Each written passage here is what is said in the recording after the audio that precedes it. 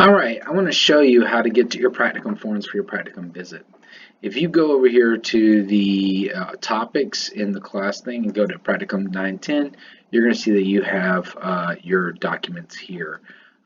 Here you'll see that you have your instructional observation documents, your elementary or secondary practicum documents, and your TAP practicum reflection form. Depending on who you are, if you're secondary, you're going to see this.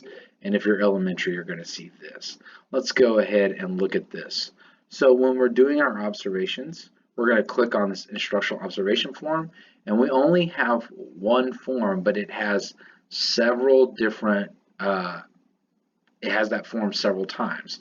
So here's the first form that I have, and I'm going to fill in all this information, and then I'm going to type up what I see. Remember that we really want you to think about standard 3 instructional strategies and standard 7 positive learning environments. That's standard 3 and standard 7, because those are the things that I'm actually that I'm rating you on right now. And of course, if you roll down, then you got your second one. So you don't have to keep going to a different one each time. It's all on one sheet. Let's say you have lunch and you stopped off at the 4th observation. If you just click here and then tap there, it takes you right to the 4th observation. So this table of contents up here will tell you everything that's going on. Now here's what I want to see is on September 10th, when I look at everybody's sheet, because everybody gets a copy, I want everybody to be typing in this and I can see them typing. So I'm just letting you know. If you're wanting to highlight, you just highlight right over here and then you press the highlighter up top here and press that, and that will highlight if you want to do any highlighting. But really what you just need to do is put in your reflections. Okay, so the reflections are over here on the side.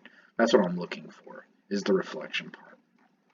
So let's say I've done the practicum sheet, but the other thing that I need to do is I need to do my practicum documentation log.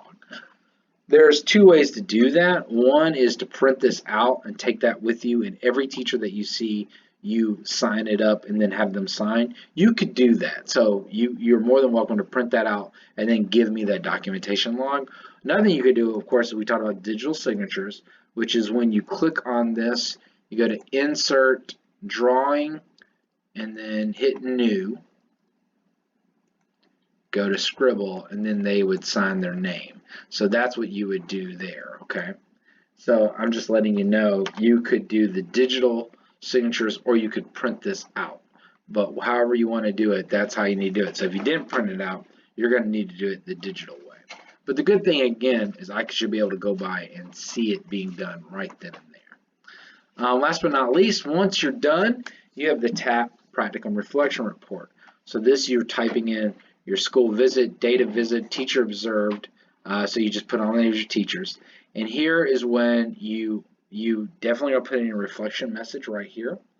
And then you're going to give me a strategy that you observed, something that you wanted to do, you got to give me 2.